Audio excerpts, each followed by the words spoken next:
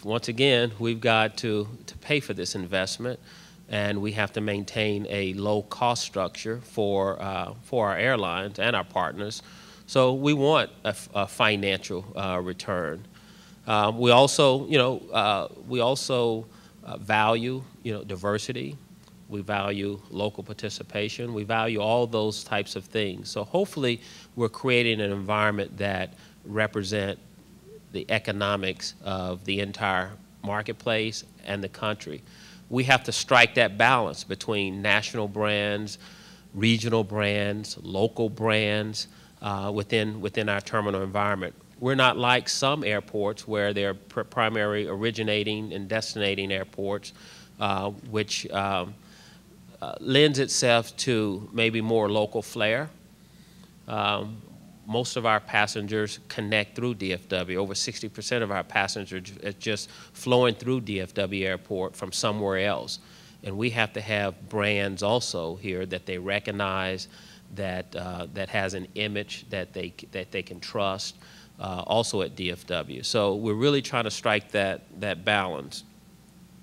As Jeff talked about, this is probably one of the most exciting times for DFW. We've built Terminal D, and that was an awesome project. We've changed the face of DFW and how our customer service elevate through the new Skylink rail system around DFW. But we've never embarked on what we're about to embark on, transforming a infrastructure that's almost 40 years old. I mean, this airport was built back in the 70s. And we know the changes that have taken place since the 70s, whether it's security, passenger demographics, those types of things. And the facility that we'll be building this time out has to take us out into the future, another 30 years. So we're looking for a high level of innovation, creativity. We want to maximize the use of technology. We want to be ahead of the curve of all the real trends that the passengers are demanding at this time. So that's just a little bit about what we are and what we want to do. There's a whole host of people that's going to be here to answer a lot of questions. Perfecto Solis, I see him up there. He has the honor of spending $2 billion. And I see partners with Chase here to talk about financing, and Don O'Banion's here to talk about partnerships and things like that. So I think you'll find a lot of good information today. My staff is here to answer any questions that you may have. We're open. Let's talk. Let's get the information in your hands that you desire. And come August, we'll have a high level of participation at DFW RFP process. So thanks a lot. Thanks for coming out. And if I can answer any questions while I'm here today, I'd be glad to.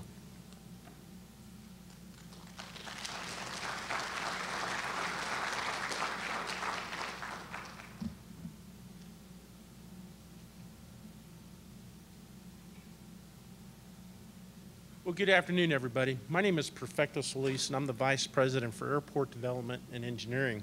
To Ken's point just a minute ago, in the pecking order, he gets talking notes. I get an entire PowerPoint presentation to keep me on task. So I'm going to step you through for the next couple of minutes, really in essence, what the Terminal Development Program is all about. I truly have the most exciting job here at DFW Airport. I'm a civil structural engineer by trade, and this is really the vision for DFW Airport for the next 8 years.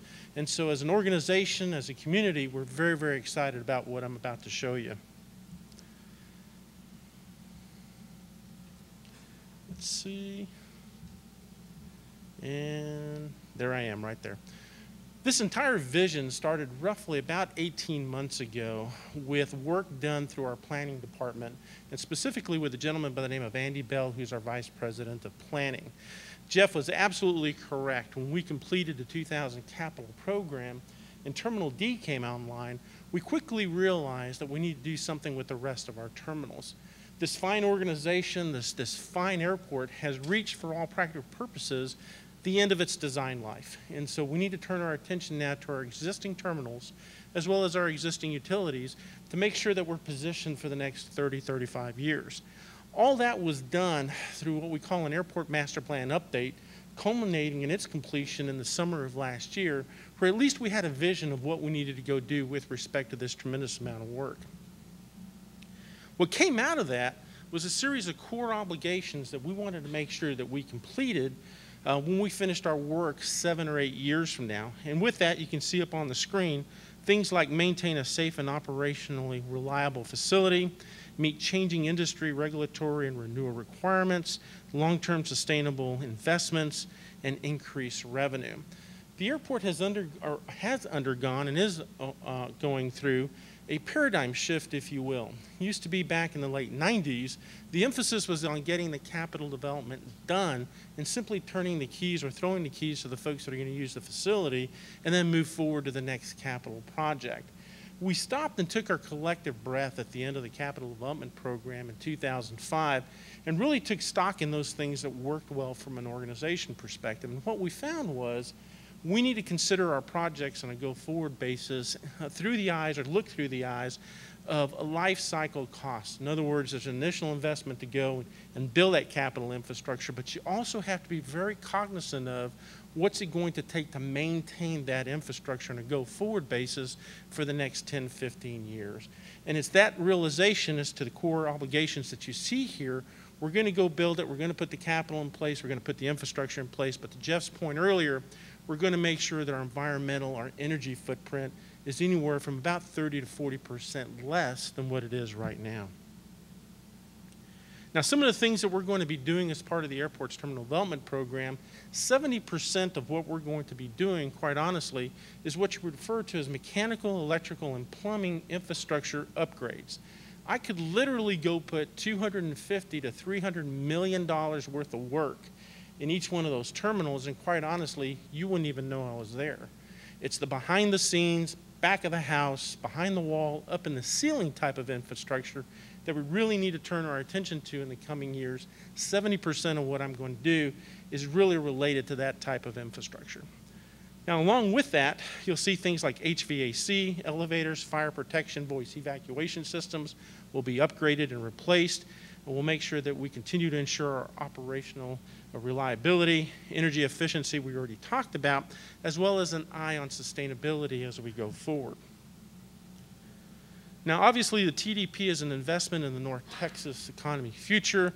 Really, the last 2 bullets on this slide really resonate with respect to what we're going to go do. First of all, we're going to decrease our environmental footprint across the North Texas grid. And then we're going to position, more importantly, DFW Airport from a competitive stance for the next 30, 35 years to remain not only competitive, but very, very viable. Now, this is a wonderful graphic with respect to what we're going to typically do at the terminals. Let's start at the bottom, and you see the first box there is the parking garage improvements. We're going to go into the majority of our parking garages and go in and clean them up. We're going to improve the lighting levels. We'll more than likely put emergency call boxes, all those things that we feel that we need to put in those garages to provide our customers, our patrons, our concessionaires with a very, very safe and viable space. The next thing that we're going to do is more self-check-in options in the ticketing areas.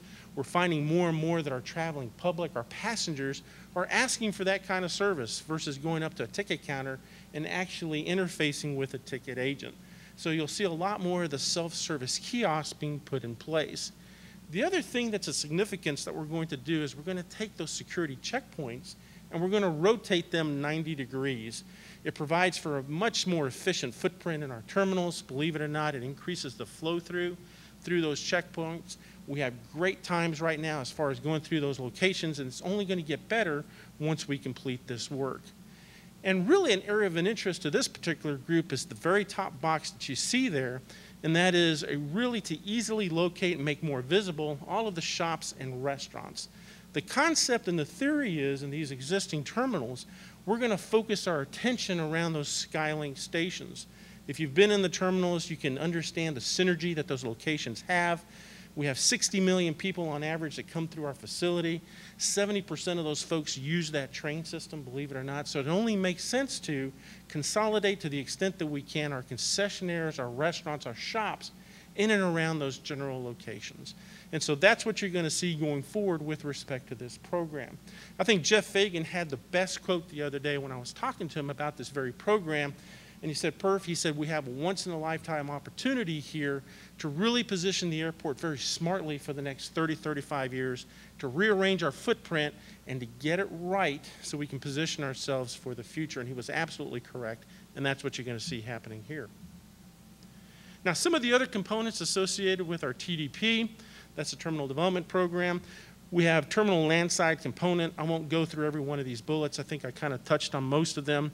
We're going to do some work in our garages, our landside components. You can kind of see from this particular graphic some of the thoughts that we have as it relates to those entrances going in the terminals. Really just kind of an aesthetic upgrade, if you will, to some of the services that we provide. Our departure halls, once you come into the terminals, to the extent that we can and where it's cost effective, we'll try to raise those ceilings, create some more space. There's some significant discussion going on with skylights right now, bringing in some of that natural light. And we think that there's some opportunities there that we can enhance on.